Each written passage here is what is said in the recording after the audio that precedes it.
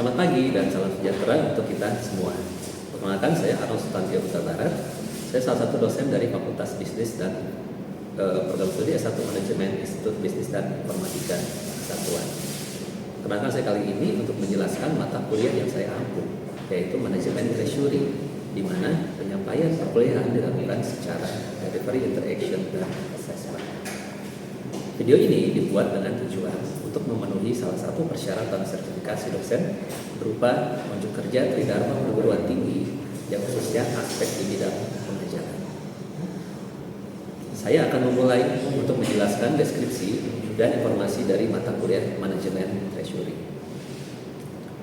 Mata kuliah Manajemen Treasury merupakan mata kuliah wajib bagi mahasiswa semester genap pada program studi S1 Manajemen, khususnya Manajemen Keuangan Perbankan di Institut Bisnis dan Informatika Kesatuan.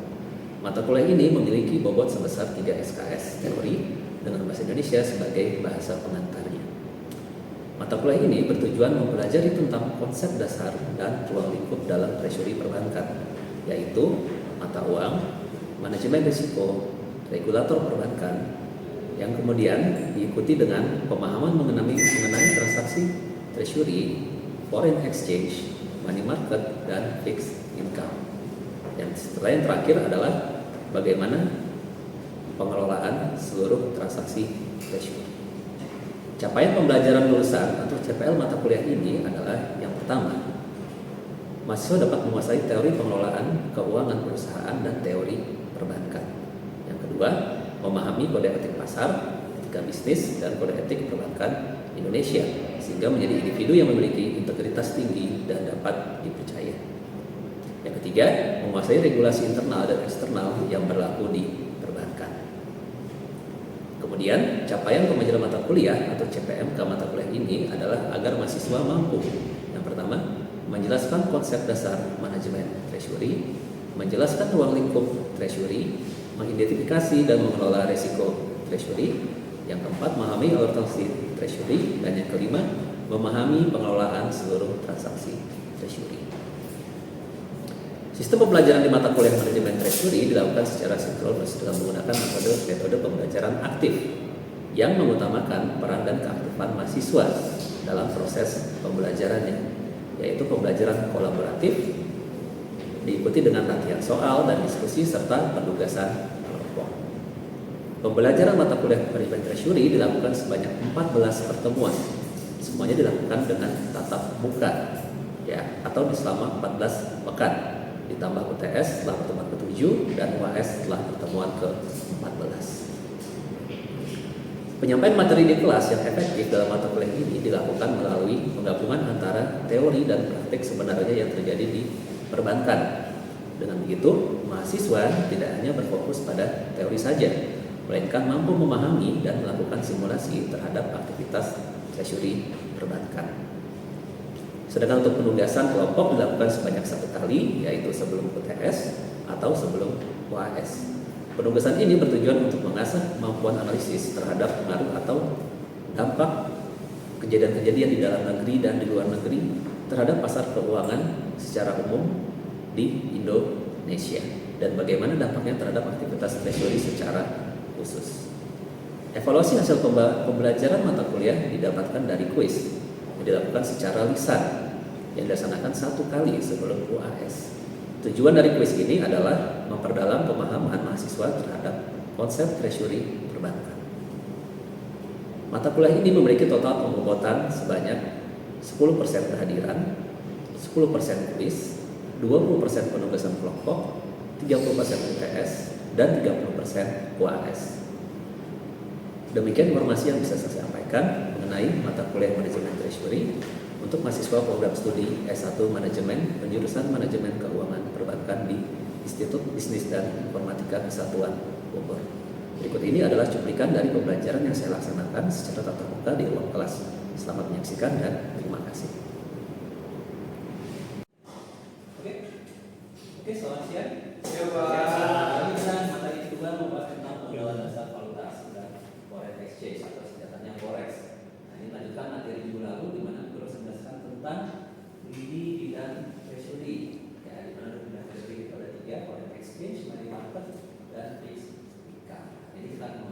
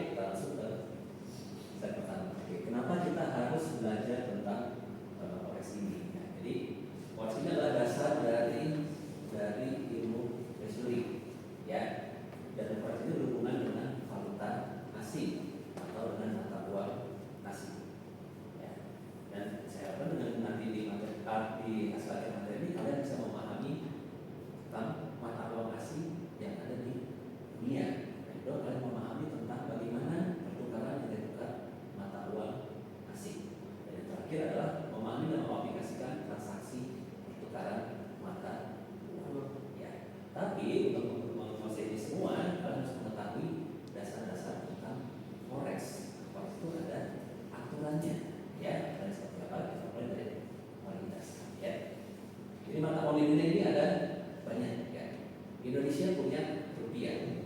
Untuk Amerika punya US dollar. Ya. Yang kalian tahu apa lagi? Peso. Peso dari Meksiko. Real. Real dari Arab.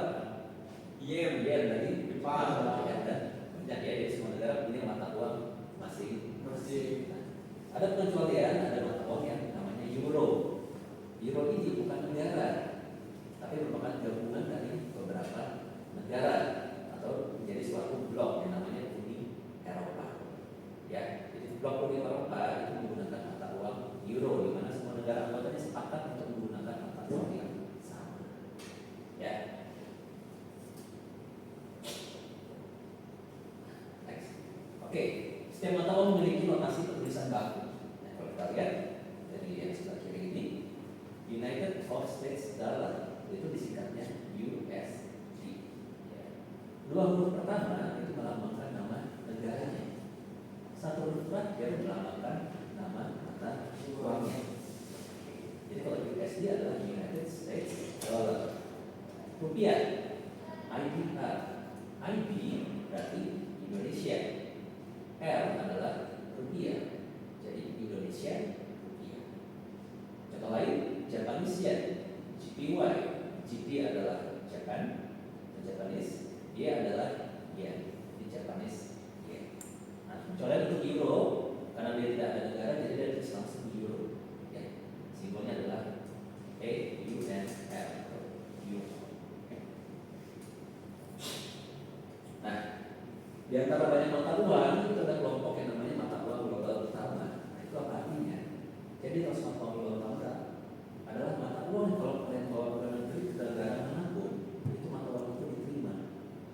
Ya, mau ke Asia, Afrika, Amerika, Eropa, pasti diterima. Dalam arti apa? Mata uang ini bisa ditukarkan di negara tersebut atau diperdagangkan di negara tersebut. Mata uang global apa aja? Ada 8. Euro, Sterling, Australian dollar, New Zealand dollar, United States dollar, Canadian dollar, Japanese yen, dan seterusnya. Oke. Ada yang namanya mata uang global lainnya. Nah, ini apa? Jadi ini mata uang yang kalau kita bawa ke negara manapun belum tentu diterima. Jadi dia hanya bisa diterima di beberapa negara saja. Ya, contoh yuan, dollar, Singapura, Swedish krona, Norwegian krone, South Korean won, dan sebagainya. Nah, bagaimana dengan rupiah? Rupiah tidak ada di sebelah kiri, tidak ada di sebelah kanan. Nah, sehingga rupiah posisinya adalah bukan mata uang global. Jadi kalian bawa mana ke negara manapun, kecuali ASEAN ya, ke negara manapun dia tidak bisa diterima atau tidak bisa ditukarkan atau tidak bisa diperdagangkan karena rupiah bukan mata uang global. Baik, berikutnya. Nah, yang namanya forex tadi melibatkan pertukaran dua mata uang. Ya, jadi apa sih karakteristiknya? Yang pertama adalah melibatkan dua mata uang. Nilai satu mata uang ditukar dengan nilai mata uang lain. Nah, transaksi bersifat abstrak itu maksudnya apa? Atau tanpa melalui lantai bursa. Kalau transaksi saham, jual beli saham, itu ada bursanya, Bursa Efek Indonesia. Nah, tapi kalau misalkan forex mata uang tidak ada bursanya dalam arti seperti ini. Kalau transaksi forex di bank BCA, misalkan $1 16.000, dan datang ke bank BRI, $1 mungkin 16.010. Datang ke bank BRI, mungkin $1 16.005. Jadi setiap bank akan memberikan harga yang berbeda-beda, karena mereka tidak ada acuan harga bursanya. Jadi disebut abstrak. Ya. Nah, kalau kita bicara tentang forex, itu ada dua jenis uang. Yang pertama adalah uang giro, kita sebutnya rekening transfer. Ya, jadi kalau kalian punya rekening falas di bank dan ingin transfer keluar, kita sebutnya rekening transfer. Jadi uangnya tidak berbentuk fisik, tapi berbentuk rekening giro. Yang kedua adalah berbentuk fisik, atau disebutnya bank note.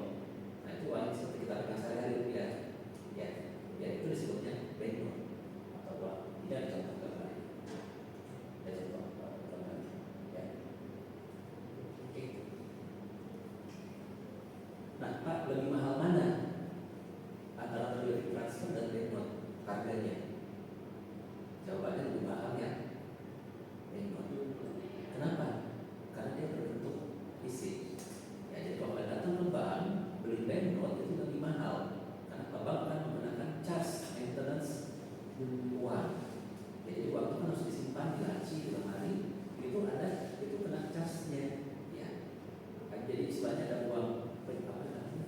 jasa penyimpanan uangnya. Ya, jadi kita akan beli uang tersebut, pada kita dicas lebih mahal oleh bank. Nah, yang berikutnya adalah terminologi forex dengan notasi koma dan titik. Ini menjadi penting kenapa? Karena di dunia internasional kalau ribu itu ditandai dengan koma. Koma ditandai dengan titik. Nah, kalau di Indonesia Anda menulis 1000 satu titik. Ini 1000. Ini 1000 di Indonesia. Ya. Tapi kalau di forex ini dibacanya bukan 1000 tapi melainkan 1.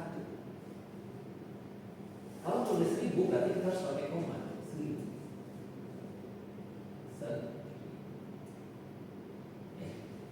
Nah, kenapa ini penting? Karena transaksi forex hendaknya dilakukan di dalam negeri. Transaksi forex melibatkan semua pelaku pasar di luar negeri. Jadi bisa standarnya harus sama, harus seragam. Nah, jangan sampai nanti kalian mau beli, misalkan punya kesempatan mau beli forex ke luar negeri, kalian mau beli 10.000, tapi kalian belinya begini. Orang luar negeri yang berhasil tidak 10, kan? 10.000. Ya, kenapa? Ini adalah dasar terminologi dalam. Nah, ini ada contoh-contohnya: 1.000, 32.000, 5 juta, 1,3, 50,4, 10.000 poin 15.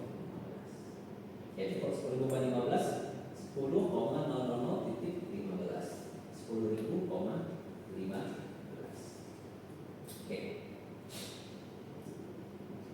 Oke, tapi notasinya sekarang kita cara bacanya.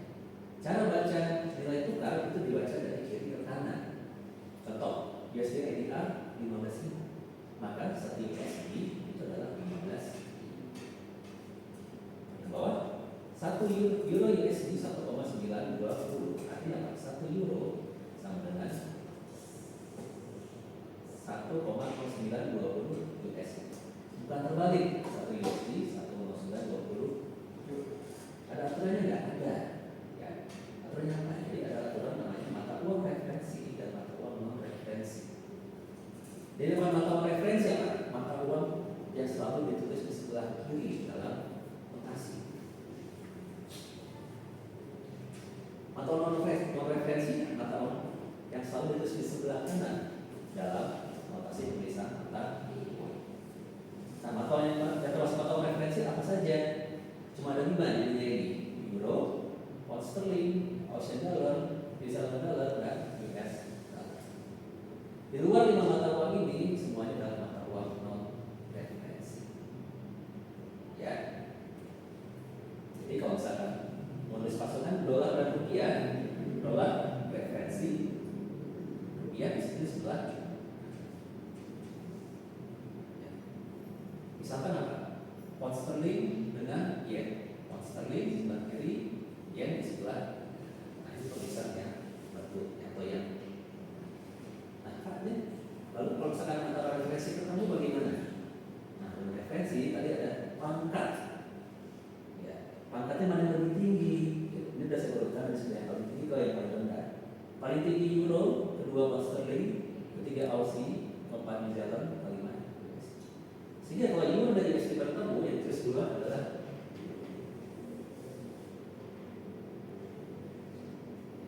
kalau pound sterling ketemu dolar, yang terus adalah pound sterling dulu baru US dollar. Kalau euro ketemu pound sterling, berarti yang terus juga dulu baru pound. Ya. Jadi ada pangkatnya, mata uang referensi. Nah, pertanyaannya, rupiah bukan mata uang referensi, kata dia mata uang non referensi. Pertanyaannya, rupiah itu selalu di sebelah kanan atau bisa di sebelah kiri? Nah, saya rupiah itu selalu ditulis di sebelah kanan, apapun lawan mata uangnya. Ya kan, dia itu non referensi, tapi tetap ditulis di sebelah kiri. Singapura tetap mata uang referensi, tetap ditulis di sebelah kiri. Jadi rupiah itu selalu kalah dari semua mata uang. Ya, itu aturan penulisan. Oke, kita lanjut. Nah, sehingga kita bisa simpulkan bahwa referensi itu selalu tulis sebelah kiri, non referensi selalu tulis di sebelah kanan. Ya, ini adalah aturan baku yang dipakai di pasar keuangan internasional. Ya, kenapa kalian nggak boleh terbalik tulisnya? Saya kasih. Kalau misalkan satu, ini artinya berarti satu SD sama dengan 16.000 rupiah. Benar? Kalau kalian terbalik tulisnya,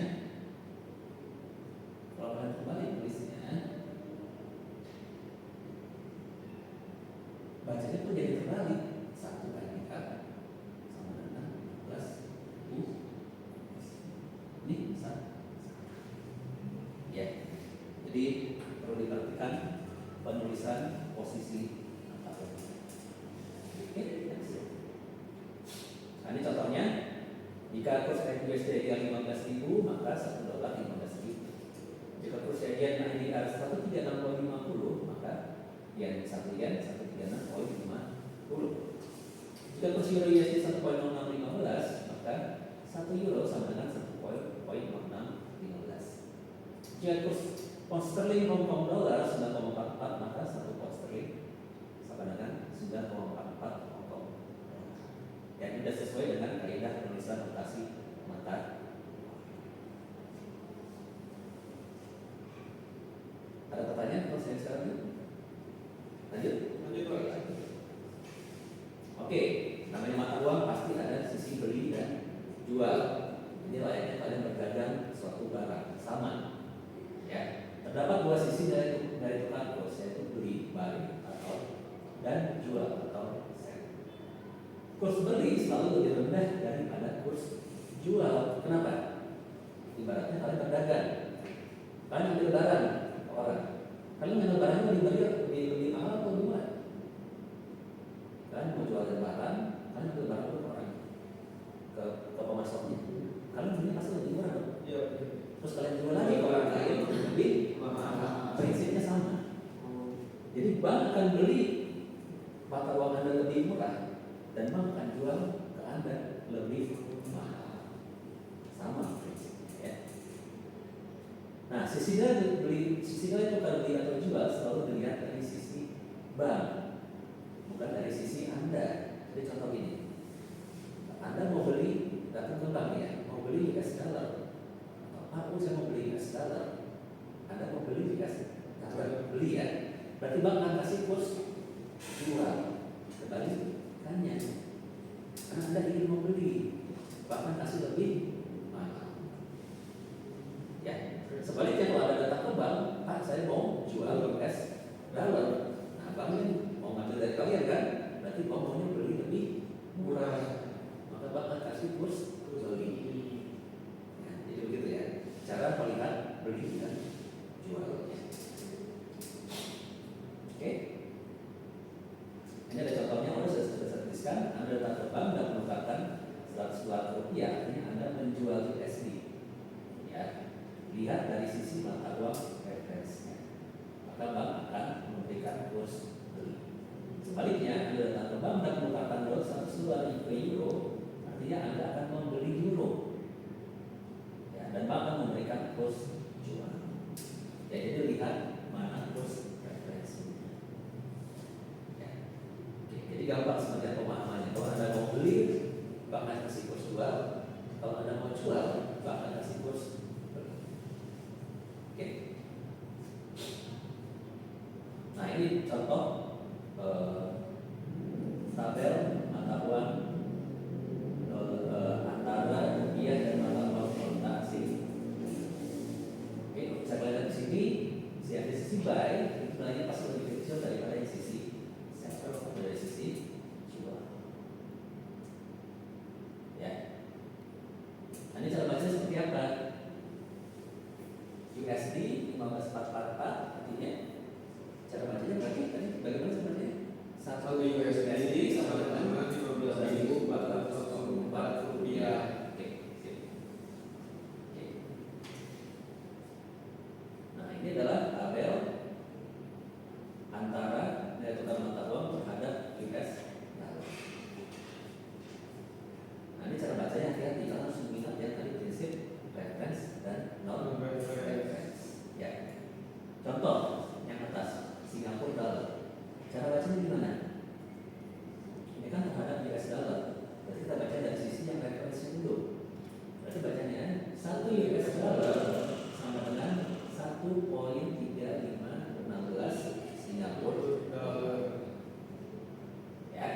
Ya, berarti 1 US dollar sama dengan 135,93 yen. Nah, tapi kalau saya pasangkan dengan euro misalkan, cara bacanya seperti apa? 1 euro. Betul. Jadi 1 euro sama dengan 1,0579 US dollar. Oke. Oke, ini ada oke, dari yang dikatakan tadi, tolong saya kasih tugas untuk dikerjakan di rumah. Nanti saya akan lihat saya akan evaluasi apakah kalian mengerti apa yang saya sampaikan. Jadi saya bisa lihat sejauh mana pemahaman kalian akan dalam materi forex. Oke, ada pertanyaan? Saya boleh lihat Sekarang mengingatkan saya kan dolar tuh pernah di posisi 1 dolar itu 10.000. Nah sekarang tuh 1 dolar 16.000. Pertanyaan saya, dolar yang makin naik atau nilai rupiahnya yang melemah? oke, jadi kita harus ingat yang namanya perdagangan di pasar keuangan internasional itu ada sisi pembeli dan sisi jual. Ya, rupiah kenapa melemah terus? Karena dia bukan mata uang global. Itu sudah jelas global. Jadi dia tidak diperdagangkan di dunia internasional. Jadi dengan mudah dia itu bisa melemah lebih jauh. Nah, itu 10.000 kalau saya itu di tahun 2014 ya. 10.000 sekarang sudah 16.000. Sementara dolar dia tetap di tempatnya. Rupiah karena tergoncang terus dia semakin naik atau melemah ya. Semakin melemah. Ya. Itulah kenapa kerugian negara yang memiliki mata uang bukan mata uang global. Mata uangnya cenderung bergerak melemah setiap tahun. Ya, saya kira itu jawabannya. Berarti kunci dolar tuh tetap ya? Iya, karena dolar adalah mata uang acuan. Oh. Ya. Jadi 60% semua perdagangan di internasional itu menggunakan mata uang US dollar. Jadi sebaliknya adalah mata uang acuan. Yang bergerak siapa? Mata uang lainnya. Ya, nilainya dolar tetap aja seperti itu. Oke. Jelas? Cukup Pak? Oke, ada lagi pertanyaan? Ya, silakan. Kalau misalkan penyebab utama dalam perubahan nilai tukar mata uang asing itu apa? Oke. Oh, pesan saya ada slide-nya. Nah, sebenarnya ada 3 ya. Kenapa mata uang itu bisa berubah? Karena faktor fundamental.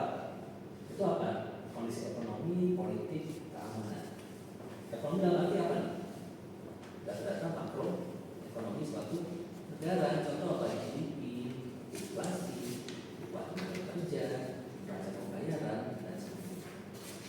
Kalau itu semua data-data yang baik, mata uangnya cenderung menguat atau baik. Politik. Kenapa jadi salah satu yang mempengaruhi banyak negara? Contoh apa yang bisa mengguncang mata uang gara-gara politik? Pemilihan presiden, pemilihan menteri keuangan, siapa yang jadi gubernur bank sentral, ya. Atau menjadi bidang politik kayak dengan keamanan, jadi apa? Perang, kudeta. Nah itu semua bisa mempengaruhi nilai tukar mata uang suatu negara.